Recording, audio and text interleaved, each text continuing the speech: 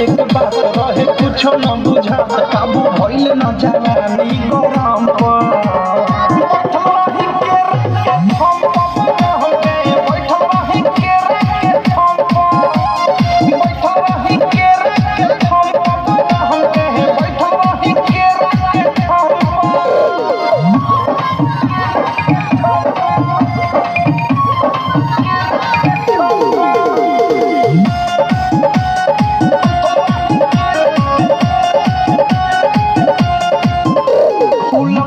कह देनी साफे किया की जवानी के लहक गइले बा अब इधर कुछ कर ई मनवा ये राजा बहक गइले बा